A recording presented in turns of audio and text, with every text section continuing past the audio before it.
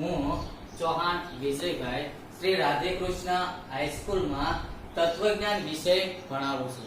આપણે ગયા લેક્ચરની અંદર અનુમાનના નિયમો છે, 8 નિયમો છે એ ભણ્યા હતા.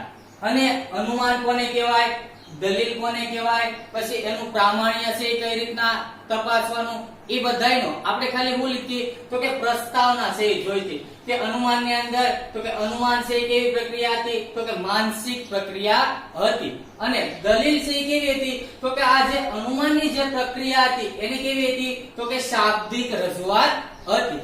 પહેલા લેક્ચરની અંદર આપણે બધી પ્રસ્તાવના જોઈતી કે અનુમાનના નિયમો કેટલા છે, તો કે 8 છે. અનુમાનના શું આપેલા છે, તો કે નિયમો આપેલા છે. દાખલા તરીકે એમપી નો નિયમ છે, એમટી નો નિયમ છે, એચએસ નો નિયમ છે, એવા કેટલા નિયમ છે, તો કે 8 નિયમો છે એ આપેલા છે. તો આ 8 નિયમો ઉપર આખું યુનિટ છે અનુમાનના નિયમો, કે જે તમને બોર્ડની અંદર 10 માર્કમાં પૂછાય. કેટલા માર્કની અંદર? 10 માર્કની અંદર પૂછાય છે. અને ઈ 10 માર્ક જો તમને અનુમાનના 8 નિયમો વ્યવસ્થિત આવડતા હોય તો એમાંથી એક પણ માર્ક છે કપાય નહીં. મેં ગયા લેક્ચરની અંદર બધા વિદ્યાર્થીઓને કીધું હતું કે તમે 8 અનુમાનના જે નિયમો છે એ ખાલી પાકા કરી નાખજો.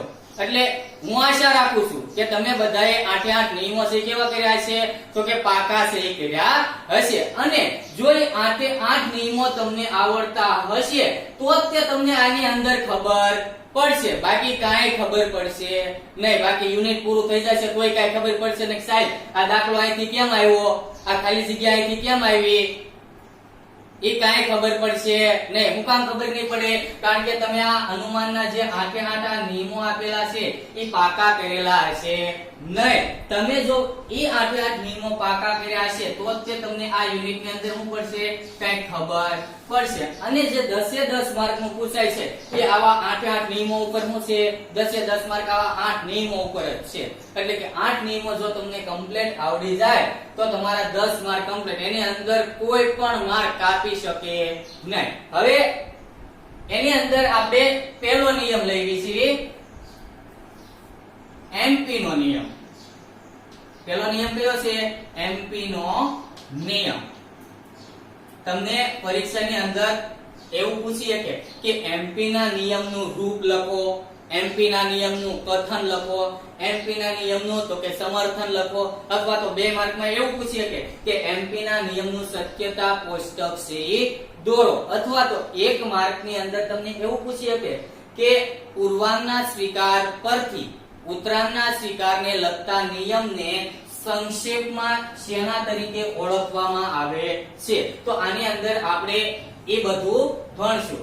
હવે જો તમે રૂપ પાકું કર્યું હશે, રૂપ તમને બધા આવડતા છે, તો એના ઉપરથી તમે કથન લખી શકશો, એના ઉપરથી તો કે સમર્થન લખી શકશો, એના ઉપરથી તો કે તમે સત્યતા કોષ્ટક દોરી શકશો, અને એના ઉપરથી તમે પ્રામાણ્ય પણ લખી શકશો. એટલે પહેલી પૂર્વ શરત કઈ છે, તો કે રૂપ આવડવું કમ્પલસરી છે.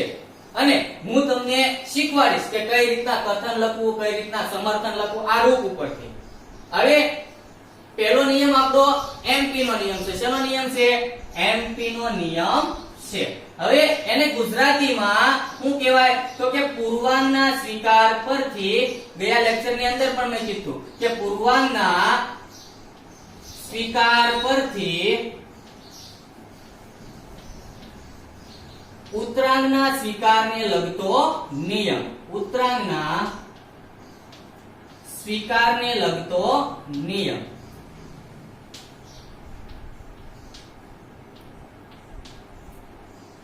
નિયમ એને શું કહેવામાં આવે છે, તો કે એમપી ના નિયમ તરીકે શું કરવામાં આવે છે, ઓળખવામાં આવે છે. તમને એવો 1 માર્કની અંદર પૂછ્યો હોય કે એમપી ના નિયમને ગુજરાતીમાં શું કહેવાય, તો કે પૂર્વાંગના સ્વીકાર પરથી ઉત્તરાંગના સ્વીકારને લગતો નિયમ. હવે તો ગયા લેક્ચરની અંદર મેં કીધું કે પૂર્વાંગ કોને કહેવાય, ઉત્તરાંગ કોને કહેવાય. તો એ પાછું તમને કહી દઉં કે તમને જે આધાર વિધાનો આજે આપેલા હોય છે, આ મારા શું છે, 2 આધાર વિધાનો છે. હું આપેલા છે આધાર વિધાનો છે. અને તેથી વાળું છે હંમેશા આપણું શું હશે, તો કે ફલિત વિધાન છે એ હશે. શું હશે? ફલિત વિધાન.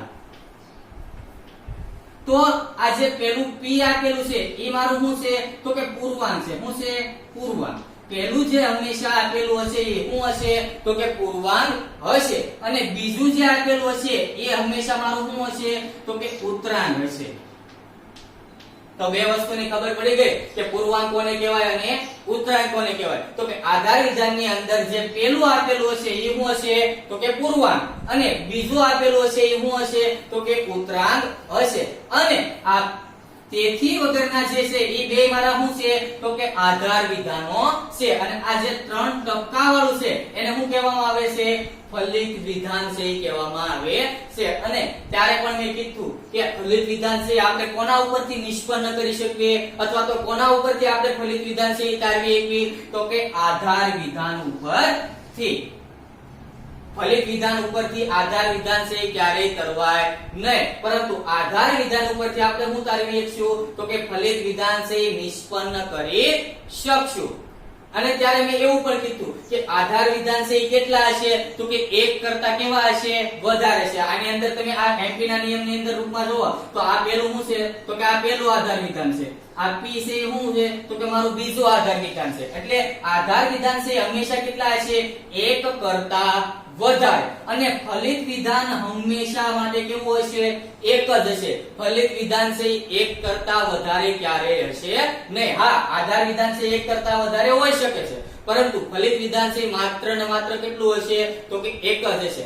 અને એ કોના ઉપરથી નિષ્પન્ન કરવામાં આવે છે તો કે આધાર વિધાન ઉપરથી છે શું કરવામાં આવશે તો કે તારવવામાં આવે છે. દાખલા તરીકે હું તમને એક્ઝામ્પલ આપું કે ક્યારે એવું તમને બન્યું કે ક્યારે બોર્ડની પરીક્ષા છે ધોરણ 12 ભણ્યા ન હોય એ પહેલા લેવાઈ ગઈ હોય? ન બને ને એવું. શું કામ? કારણ કે બોર્ડની પરીક્ષા 12ની પરીક્ષા ત્યારે જ લેવાય કે તમે બધા છે ભણ્યા હો. તો એ આ જે બોર્ડની પરીક્ષા છે આપણું શું છે ફલિત વિધાન છે. એના માટેના આધાર વિધાનો તો કે તમારે વર્ષ દિવસ શું કરવું પડે તો કે ભણવું પડે. ક્યારે એવું નહીં હોય ભણ્યા વગરની તમે પરીક્ષા આવી ગઈ હોય, અથવા 10મા ધોરણની અંદર હોય 12માની પરીક્ષા આવી જાય, એવું ક્યારેય બને નહીં. એટલે એ શું છે તો કે આધાર વિધાનો જો આપણને આપેલા હોય તો જ આપણે શું તારવી શકીએ તો કે ફલિત વિધાન છે એ તારવી શકીએ. તો ખબર પડી ગઈ કે એમપી ના નિયમને ગુજરાતીમાં શું કહેવાય તો કે પૂર્વાંગના સ્વીકાર પરથી ઉત્તરાંગના સ્વીકારને લગતો જે નિયમ છે એને શેના તરીકે ઓળખવામાં આવે છે તો કે એમપી ના નિયમ તરીકે શું કરવામાં આવે છે તો કે ઓળખવામાં આવે છે. હવે એના ઉપરથી આપણે કથન કઈ રીતના લખી શકીએ હવે એ જોઈએ.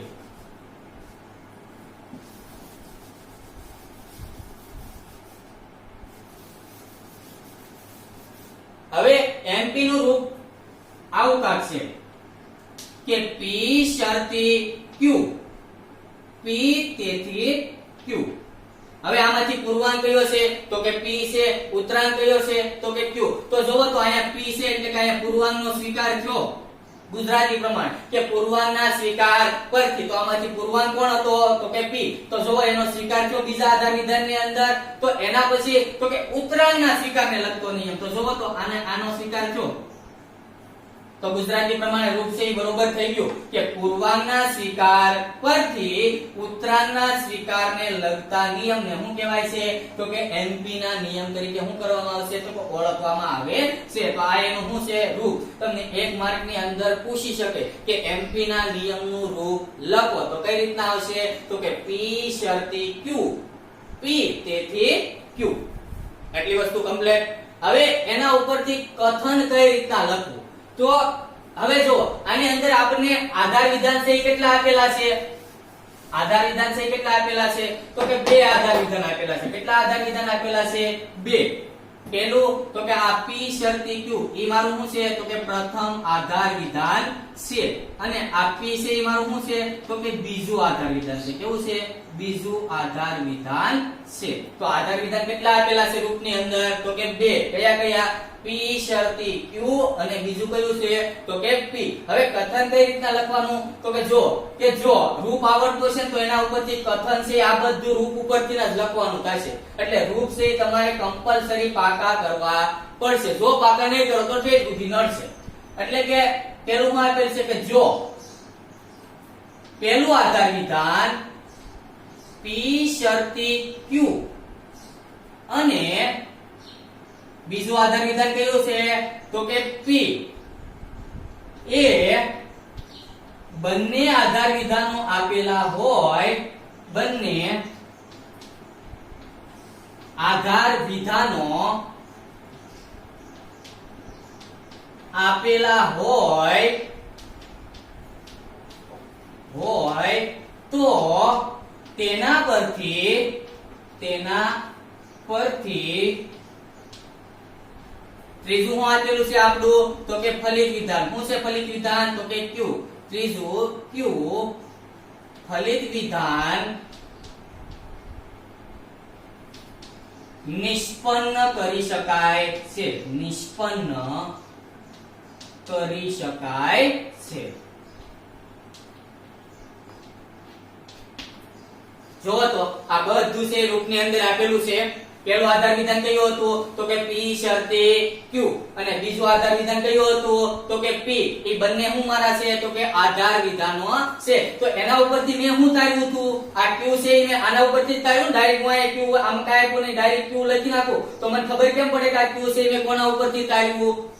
ખબર ન પડે ને. તો આધાર વિધાન છે એના ઉપરથી જ હંમેશા શું તારવવામાં આવશે તો કે ફલિત વિધાન છે એ તારવવામાં આવશે. તો આ P અને Q છે એ મારા શું હતા તો કે આધાર વિધાનો હતા. એના ઉપરથી આ Q છે મેં ફલિત વિધાન મેં શું કર્યું તો કે તાર્યું. તો કઈ રીતના લખવાનું તો કે પહેલા કે જો એક છે એ મારું શું છે તો કે પ્રથમ આધાર વિધાન, કે જો P શરતી Q અને બીજું P છે એ શું મારું છે તો કે બીજું આધાર વિધાન. એ બંને આધાર વિધાનો જો મને આપેલા હોય તો એના ઉપરથી તે હું તારવી શકું તો કે Q છે એ ફલિત વિધાન છે એ તારવી શકું છું. ક્યારેય ફલિત વિધાન આપેલું હોય અને આધાર વિધાનો ન હોય એવું ક્યારેય બનશે નહીં. ફલિત વિધાન જો આપેલું હોય તો એની ઉપર એના શું હશે આધાર વિધાનો છે એ આપેલા હશે. એટલે એક વસ્તુ ખાસ મગજની અંદર નક્કી જ કરી નાખવાનું કે ફલિત વિધાન છે હંમેશા કોના ઉપરથી મળે તો કે આધાર વિધાનો ઉપરથી મળે છે. આધાર વિધાનો સિવાય ફલિત વિધાન છે એ ક્યારેય મળતું નથી. તો કઈ રીતના લખવાનું રૂપ ઉપરથી તો કે જો P શરતી Q અને P એ બંને આધાર વિધાનો આપેલા હોય તો એના ઉપરથી Q હું કરી શકું છું તો કે નિષ્પન્ન કરી શકું છું. આ એનું શું થઈ ગયું કથન. તમને 1 માર્ક ની અંદર પૂછે કે MP ના નિયમનું કથન લખો તો જો તમને આ રૂપ છે એ વ્યવસ્થિત આવડતું હોય તો તમે આના ઉપરથી લખી શકો કે જો P શરતી Q અને P એ બંને આધાર વિધાનો આપેલા હોય તો એના ઉપરથી હું Q છે એ ફલિત વિધાન હું કરી શકું છું નિષ્પન્ન કરી શકું છું. નિષ્પન્ન કરવું એટલે કે તારવવું. એના ઉપરથી તારવવું. નિષ્પન્ન એટલે કે ના ઉપરથી નિષ્પન્ન કરવું તો એના ઉપરથી ઉત્પન્ન થયેલું એને શું કહેવાય તો કે નિષ્પન્ન કહેવામાં આવે છે. તો કથન કમ્પ્લીટ. હવે એના પછી શું છે તો કે સમર્થન છે. તો સમર્થન કઈ રીતના લખવાનું તો કે ઈ પણ રૂપ ઉપરથી છે. હવે જો એની અંદર શું લખવાનું કે જો એક P શરતી Q અને બીજું P એ બંને આધાર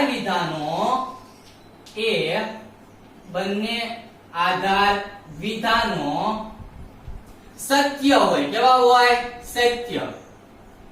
સત્ય એટલે આપણે જોયા હતા સત્યતા કોષ્ટક આપણે બધાને સારી રીતે દોરતા આવડે. સત્ય એટલે કે કેવા છે T વાળા છે. T means તો કે ટ્રુ. કે જો બે આધાર વિધાનો છે એ કેવા છે સત્ય હોય તો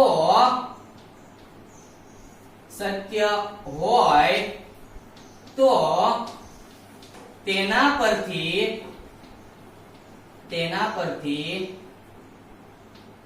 તારવેલું ફલિત વિધાન કયું છે તો કે 3 Q એ હંમેશા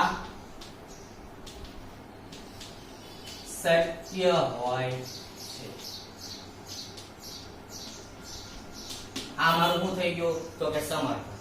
હું કીધું કે જો P શરતી Q અને P આ બંને આધાર વિધાનો જો કેવા હશે તો કે સત્ય હોય. બે કેવા હશે એટલે કે આ P શરતી Q અને P આ બે જો સત્ય હોય તો એના ઉપરથી આ Q છે તારવેલું હોય તે હંમેશા કેવું હશે તો કે સત્ય છે હોય છે.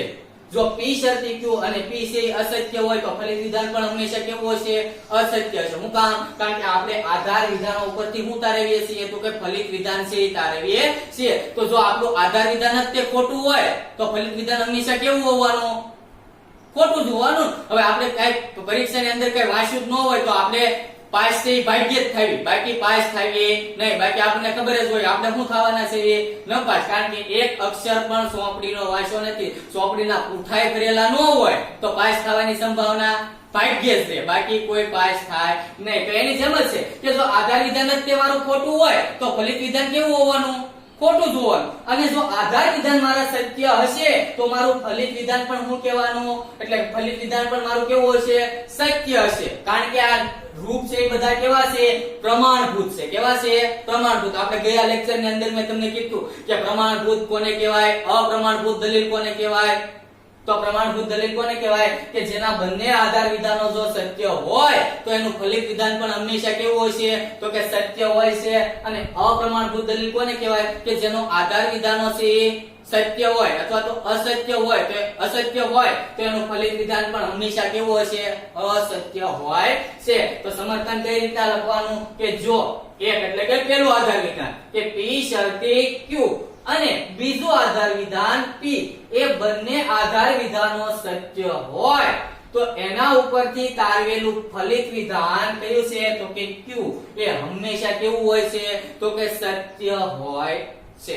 આટલી વસ્તુ કમ્પ્લીટ. હવે આ P શરતી Q ની અંદર કયા તાર્કિક કારકનો ઉપયોગ થયેલો છે? તો કે શરતી તાર્કિક કારકનો. આપણે 5 તાર્કિક કારકો છે પહેલા યુનિટની અંદર ભણી ગયા કે તાર્કિક કારકો કોને કહેવાય, જેને બીજા તાર્કિક સંયોગીઓ તરીકે પણ શું કરવામાં આવે છે? તો કે ઓળખવામાં આવે છે. કે તાર્કિક કારકોની વ્યાખ્યા કંઈક એવી હતી કે જે શબ્દ કે શબ્દ જૂથના ઉપયોગના લીધે સાદા વિધાનમાંથી શું બને છે? તો કે સંયુક્ત વિધાન બને છે. એ તાર્કિક કારકો અથવા તો સંયોગીઓને શું કહેવાય? તો કે તાર્કિક કારકો છે એ કહેવામાં આવે છે. તો જુઓ તો આ પેલા P અને Q છે પેલા કેવા હતા? તો કે સાદા વિધાન હતા. સાદા વિધાન કોને કહેવાય? કે જેની અંદર બીજા કોઈ પણ વિધાનનો સમાવેશ થતો નહોતો. તો આને જેના વડે આ બેને જોડ્યા હતા તો આ જે શરતી છે એ મારું શું છે? તો કે તાર્કિક કારક છે. શું છે? તાર્કિક કારક. તો આવા કેટલા તાર્કિક કારક હતા? તો કે 5.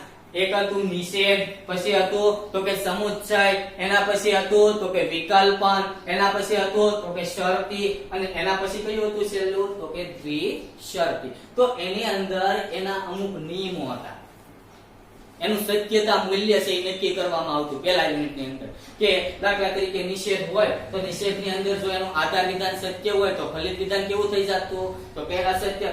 દાખલા તરીકે અહીંયા તમે જો કે નિષેધ છે એનું સત્યતા મૂલ્ય કેવું હતું? કે જો આધાર વિધાન છે એ તમને સત્ય આપેલું હોય તો આ નિષેધ P મારે કરવું હોય તો એ કેવું થઈ જતું? અસત્ય. આ એનું શું હતું? તો કે સત્યતા મૂલ્ય હતું. પછી સમુચ્ચયનું સત્યતા મૂલ્ય શું હતું? કે જો આધાર વિધાન છે એ સત્ય આપેલા હોય, બંને આધાર વિધાનો જો સત્ય આપેલા હોય તો એનું ફલિત વિધાન પણ હંમેશા કેવું હોય? તો કે સત્ય જ હોય. પછી વિકલ્પનનો નિયમ હતો કે આધાર વિધાન છે એ બે શું આપેલા હોય? અસત્ય આપેલા હોય તો ફલિત વિધાન પણ મારા શું થઈ જતા? તો કે અસત્ય થઈ જતા. શરતીનો નિયમ હતો કે શરતીની અંદર તો કે પહેલું આધાર વિધાન છે એ સત્ય આપેલું હોય અને બીજું આધાર વિધાન છે અસત્ય આપેલું હોય તો એનું ફલિત વિધાન છે કેવું થઈ જતું? તો કે અસત્ય થઈ જતું. પછી દ્વિશરતીનો નિયમ હતો કે બે આધાર વિધાન છે એ સત્ય હોય તો પણ શું થઈ જતું? તો કે અસત્ય. અને બે આધાર વિધાન છે અસત્ય આપેલું હોય તો પણ શું થઈ જતું? તો કે અસત્ય છે એ સાબિત થતું. ટી હોય તો એ હું તો કે ટી અને એફ આપેલા હોય તો હું પણ તો કે ટી. એફ ને અહીંયા શું આવશે? તો કે ટી છે ને એ આવશે. તો આ એના શું છે? તો કે સત્યતા મૂલ્ય છે. હવે આને જોવો તો આપણે કયા તાર્કિક કારકનો ઉપયોગ કર્યો છે? તો કે શરતી. તો શરતીનું સત્યતા મૂલ્ય જોવો તો શું આપેલું છે? કે પહેલું આધાર વિધાન છે એ સત્ય હોય અને બીજું આધાર વિધાન અસત્ય હોય તો એનું સત્યતા મૂલ્ય આપણને કેવું મળશે? તો કે F છે એ આપણને મળે છે. તો હવે જોઈએ આપણે એનું સત્યતા કોષ્ટકની અંદર કે આ જે રૂપ આપેલું છે એ પ્રમાણભૂત છે કે અપ્રમાણભૂત? સોંપડીએ તો કહી દીધેલું છે કે 8 નિયમ જે તમને આપેલા છે એ બધા કેવા છે? પ્રમાણભૂત. તો આપણને કઈ રીતના ખબર પડે કે આ રૂપ છે એ પ્રમાણભૂત છે? તો જોઈએ આપણે એનું સત્યતા કોષ્ટક. હવે સત્યતા કોષ્ટક તમને બધાને દોરતા સારી રીતના આવડે છે. કારણ કે આપણે બધા સત્યતા કોષ્ટક પેલા 2 યુનિટની અંદર બધે સત્યતા કોષ્ટક જ દોર્યા હતા. કોઈ પણ રૂપ આપેલું હોય તો એની અંદર સત્યતા કોષ્ટક દોરવાનું હતું. એટલે સત્યતા કોષ્ટક આપણે બધાને સારી રીતના આવડે છે. તો સત્યતા કોષ્ટકની અંદર શું આવતી હતી? હરોળ અને સ્તંભ, આડી લાઈનો અને ઊભી લાઈનો. તો પેલા આપણે સત્યતા કોષ્ટક દોર્યું. પેલા શું આપેલા છે? તો કે પેલા છે ની બધા સાદા વિધાન લઈ લેવાના. શું લઈ લેવાના? સાદા વિધાન. તો જુઓ તો આ p છે એક સાદું વિધાન છે, આ q છે એ મારું શું છે? તો કે સાદું વિધાન છે. તો બે હું ત્યાં અહીં સિવાય ત્રીજું કોઈ છે p છે, પણ એ તો આમ આવી જાય q છે, તો એને ડબલ વાર લેવાની જરૂર નથી. તો પેલું શું આપેલું છે? તો કે p. બીજું શું આપેલું છે? તો કે q. આ બે મારા શું થઈ ગયા? સાદા વિધાન છે એ થઈ ગયા. આના સિવાય એક કે આવે છે હવે? તો કે નહીં, p અને 2 q છે. હવે બે આધાર વિધાનો આપેલા હોય તો સત્યતા કોષ્ટકની કેટલી હરોળ આવે એ તમને બધાને ખબર છે. જો ખબર ન હોય તો શું કરવાનું કે 2 ઉપર આ n ની ઘાત, n એટલે કે સાદા વિધાનોની સંખ્યા. એનું શું છે? તો કે સૂત્ર હરોળ કઈ રીતના મળે? તો કે 2 અને એની શું? તો કે ઘાત. n ને શું કહેવાય? તો કે સાદા વિધાનો કહેવાય. તો સાદા વિધાનો આપણી પાસે કેટલા હતા? તો કે 2. તો 2 ની 2 ઘાત એટલે કેટલા થાય? તો કે 2 ગુણ્યા 2 એટલે કેટલા થાય? 4. કેટલા થાય? 4. તો સત્યતા કોષ્ટકની હરોળ કેટલી આવશે? 4. બે આધાર વિધાન આપેલા હોય તો કેટલી આવશે? 4. 3 આપેલા હોય તો અહીંયા 2 ની ઉપર કેટલી ઘાત? તો કે 3. તો 2 ને કેટલી વાર ગુણવાના? 3 વડે. 2 ગુણ્યા 2 ગુણ્યા 2. 2 2 4 4 2 8. તો 3 આધાર વિધાનો આપેલા હોય તો સત્યતા કોષ્ટકની કેટલી હરોળ આવે? 8. 4 આધાર વિધાનો આપેલા હોય તો 2 ની 4 ઘાત. તો 2 ગુણ્યા 2 ગુણ્યા 2 ગુણ્યા 2. એટલે કે જેટલી ઘાત આપેલી હોય ને એટલા બે વાર ને ગુણી નાખવાનું. દાખલા તરીકે 2 ગુણ્યા 2 એટલે કેટલા થાય? 4. 4 2 8 અને 8 2 કેટલા થાય? તો કે 16. વધારે ને વધારે તમને પરીક્ષાની અંદર 4 વાળા પૂછે એટલે કે 16 હરોળ આમ છે આડી છે બને. એનાથી વધારે છે પૂછતા નથી. તો ખબર પડી ગઈ કે હરોળ કઈ રીતના લેવાની. તો મારી પાસે બે આધાર વિધાન છે તો સત્યતા કોષ્ટકની કેટલી હરોળ આવશે? તો કે 4. 3 આપેલા હોય તો કેટલી આવે? તો કે 8 છે આપે. અને 1 આપેલું હોય તો કેટલી આવે? તો કે 2. તો આ પેલી હરોળ આપણે લઈ લેવી, આ બીજી હરોળ લઈ લેવી, એના પછી તો કે ત્રીજી હરોળ, અને એના પછી તો કે ચોથી હરોળ. હવે આની અંદર એના સ્થાનાપતિ નિદર્શન કેટલા મેકવા એ કેવી રીતના લખવાનું કે આની અંદર સાહેબ t લખવું કે f લખવું એ ખબર કેમ પડે? 12મા વાળા હોય એને તો ખબર જ હોય, પણ 11મા વાળા ભણતો હોય એને વધારે ખબર હોય નહીં. તો એને શું કરવાનું? હવે આપણી પાસે ટોટલ હરોળ કેટલી છે? તો કે 4 હરોળ છે. એને 2 વડે શું કરી નાખવાની? ભાંગી નાખવાની. એટલે કેટલા વધે? તો કે 2 વધે. તો પેલા 2 ની અંદર શું મેકવાનું? t. પેલા 2 ની અંદર શું મેકવાનું? t. અને પછી 2 ની અંદર શું મેકવાનું? તો f. હવે 2 વાર મેક્યું. હવે આપણી પાસે વધ્યા કેટલા? એક જ વધ્યું. તો આ જે 2 વધ્યા હતા 2 ને તમે 1 વડે ભાગો તો કેટલા વધે? 1 1 આવે. તો પછી એક વાર શું મેકવાનું? t. અને એક વાર શું મેકવાનું? f. 4 આપેલા હોય તો 2 વાર t મેકવાનું, 2 વાર શું મેકવાનું? f. પછી એનાથી ઘટાડી દો. અહીંયા 2 વાર લીધું, અહીંયા કેટલી વાર લેવાનું? 1. દાખલા તરીકે 3 હોય ને 8 પેલા આપ્યા હોય તો પેલા કેટલા આવશે? 8 હરોળ આપેલી હોય તો 4 t આવશે અને 4 શું આવશે? f. પછી 4 ના અડધા 8 ના અડધા કેટલા થાય? 4. તો પછી 2 વાર આવશે. 4 વાર લીધું હોય તો કેટલી વાર લેવાનું? 2 વાર. પછી 2 વાર લીધું હોય તો પછી 1 વાર. એટલી વસ્તુ થઈ ગઈ. હવે આ બે મારા શું થઈ ગયા? તો કે સાદા વિધાન છે. હવે રૂપ પ્રમાણે જે રૂપ આપેલું છે એમના મત લેજો. પેલા શું આપેલું છે? તો કે p શરતી q. તો અહીંયા શું લખવાનું? ત્રીજું p શરતી q. આ p શરતી q છે એ મારું કેટલામું આધાર વિધાન છે? પહેલું આધાર વિધાન છે. p શરતી q છે એ મારું કેટલામું છે? તો કે પ્રથમ આધાર વિધાન છે. તો એની ઉપર છે ને આપણે લખી નાખવાનું કે આ p શરતી q છે એ મારું શું છે? પ્રથમ આધાર વિધાન છે. જો અત્યારે તમને ટૂંકમાં સમજાવવા માટે ટૂંકમાં લખું, પણ તમારે પરીક્ષાની અંદર શું લખવાનું? પ્રથમ આધાર વિધાન. ને આ પછી પ્ર અને આ ને એવું નહીં લખવાનું, કારણ કે બોર્ડ વાળા એ જોશે. અને આપણે તો આધાર વિધાનોને અરે પહેલેથી જાણવી છે તો આવી છે એટલે આપણને ખબર જ હોય. પ્ર હોય એટલે પ્રથમ આધાર વિધાન જ હોય. એટલે તો હવે p છે એ ક્યાં આપેલો છે? p કેટલામાં સ્તંભની અંદર છે? આ આડી લાઈન છે ને શું કહેવાય? હરોળ કહેવાય. અને આ ઊભી લાઈન છે ને શું કહેવાય? સ્તંભ કહેવાય. તો P છે એ કેટલામાં સ્તંભ ઉપર છે? તો કે પહેલા ઉપર. તો અહીંયા શું લખવાનું? પહેલો ઉપર. Q છે એ કેટલા ઉપર છે? તો કે બીજા ઉપર. એની અંદર એનું શું કરવાનું છે? તો કે શરતી કરવાનું છે. શું કરવાનું છે? શરતી. તો 1 અને 2 નું શું થાય? શરતી. તો શરતીનો નિયમ કેવો હતો? કે પહેલો આધાર વિધાન સત્ય હોય અને બીજો આધાર વિધાન છે અસત્ય હોય તો એનું ફલિત વિધાન છે કેવું થશે? અસત્ય છે સાબિત થશે. તો આને ધ્યાનમાં રાખવાનું. જોવો તો પહેલું આધાર વિધાન સત્ય છે અને બીજું આધાર વિધાન અસત્ય છે એવું છે કે અહીંયા? તો કે નહીં. અહીંયા જોવો તો પહેલું આધાર વિધાન સત્ય છે અને બીજું આધાર વિધાન અસત્ય છે. તો કે હા. તો અહીંયા શું મેકવાનું? F. અહીંયા જોવો તો પહેલું આધાર વિધાન સત્ય અને બીજું આધાર વિધાન અસત્ય છે. તો કે નહીં. અહીંયા તો કે નહીં. તો બધે હું મેકી દેવાના? આ થઈ ગયું સત્યતા મૂલ્ય. શું થઈ ગયું? સત્યતા મૂલ્ય. આ એક ખાસ ધ્યાન રાખવાનું. જે તાર્કિક કારક આપેલું હોય તો એનું સત્યતા મૂલ્ય પ્રમાણે કોષ્ટક દોરવાનું. આ પેલો શરતીનો હતો એટલે મેં શું જોયું હતું? તો કે પહેલું આધાર વિધાન સત્ય આપેલું છે, બીજું આધાર વિધાન તો કે અસત્ય આપેલું છે. તો એનું ફલિત વિધાન આ P શરતી Q કેવું થશે? તો કે અસત્ય. જો એવું ન આપેલું હોય તો બધે હું મૂકી દેવાના? T. હવે આ એટલું મળી ગયું. હવે બીજું આધાર વિધાન મારું શું હતું? બીજો આધાર વિધાન હતું મારું Q હતું. શું હતું? P હતું. તો P છે એ કેટલા ઉપર આપેલું છે? જુઓ તો P તો આપણને અહીંયા આપેલું જ છે એટલે એમ ક્યાંય મેળવવાની જરૂર નથી. એટલે અહીંયા શું કરી નાખવાનું? તો કે એક પ્રમાણે. શું લખી નાખવાનું? એક પ્રમાણે. તો એક ની અંદર શું આપેલા છે? પેલા બે શું આપેલા છે? T. અને પછી બે શું આપેલા છે?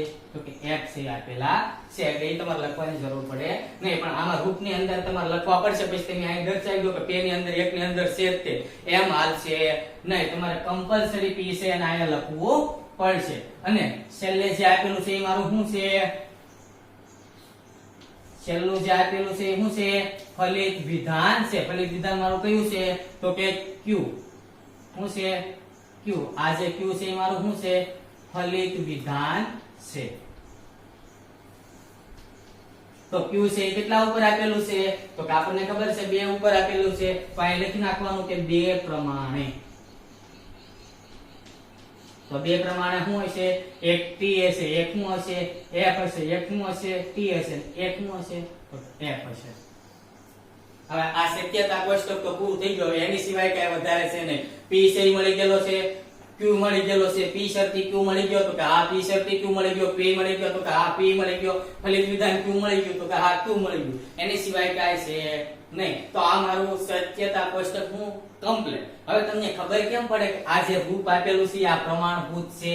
એ ખબર કેમ રીતના પડે કે આ P શરતી Q અને P તેથી Q આ રૂપ છે કેવા છે? પ્રમાણભૂત છે. તો ખબર કેવી રીતના પડવાની? તો અહીંયા જોવાનું કે જો P શરતી Q અને P એ બંને આધાર વિધાનો સત્ય હોય તો એના ઉપરથી ફલિત વિધાન છે એ પણ કેવું હશે? તો કે સત્ય હશે. તો જોવાનું કે આ P શરતી Q અને બે આધાર વિધાનો સત્ય છે. જોવો તો અહીંયા તો કે હા બે આધાર વિધાનો શું છે? તો કે સત્ય છે. તો એના ઉપરથી તારવેલું ફલિત વિધાન હંમેશા કેવું હશે? તો કે સત્ય જ હશે. તો જોવો તો અહીંયા સત્ય જ આવ્યું ને?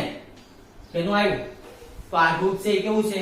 પ્રમાણભૂત છે. એમ કહેવાય કે આધાર વિધાનો સત્ય હોય તો એનું ફલિત વિધાન પણ હંમેશા કેવું હશે? સત્ય. અહીં બીજામાં જોવો તો પેલું આધાર વિધાન છે અસત્ય આપેલું છે, બીજું આધાર વિધાન સત્ય છે. તો જો સત્ય છો તો કે નહીં. ત્રીજાની અંદર એક આધાર વિધાન સત્ય છે, બીજું કેવું છે? અસત્ય છે. તોય સત્ય સાબિત થયું તો કે હા. પણ ઈ નિયમ કહેવાય નહીં. નિયમ શું હતો કે બે આધાર વિધાન જો સત્ય હોય તો એનું ફલિત વિધાન પણ હંમેશા કેવું હશે? તો કે સત્ય જ હોય છે.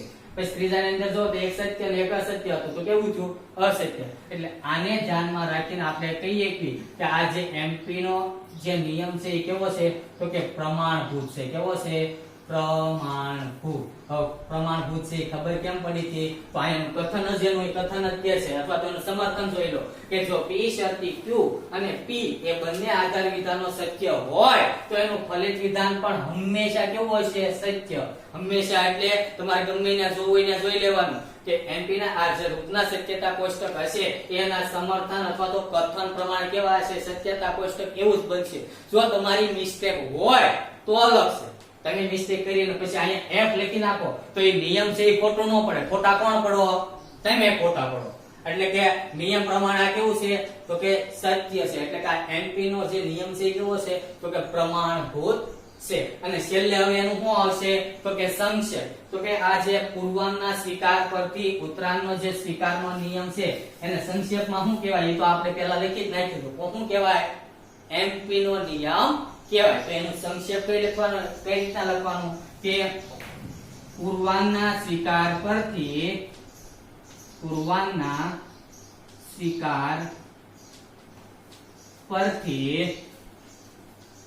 ઉત્તરાંગના સ્વીકારને લગતા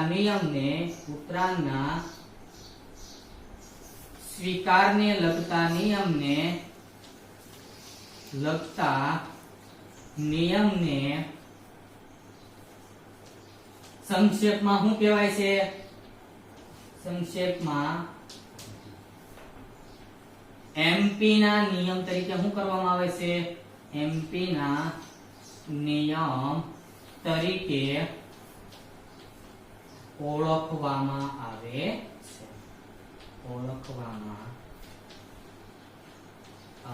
છે અને આ જે પૂર્વાંગ એમપી નો નિયમ છે ને એક આ એમપી છે ને લેટિન ભાષાનો શબ્દ છે એનું આખું નામ એમ થાય કે મોડ્યુસ પોનેન્ડો પોન્ડેન્સ એટલે કે એને ટૂંકમાં શું કહેવાય એમપી મોડ્યુસ પોનેન્ડો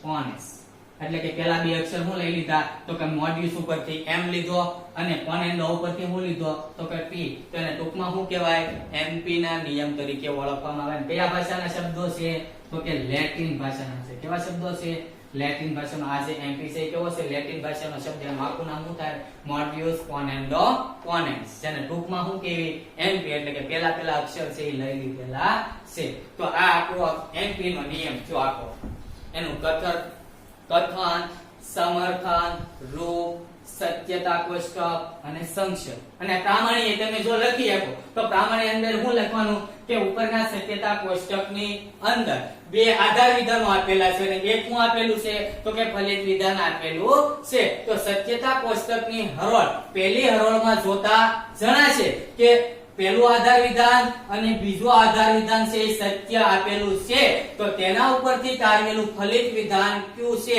એ કેવું છે તો કે સત્ય સાબિત થાય છે તો એમપી નો જે રૂપ આપેલું છે એ કેવો છે એમપી નો નિયમ છે એ કેવો સાબિત થાય તો કે પ્રમાણભૂત સાબિત થાય છે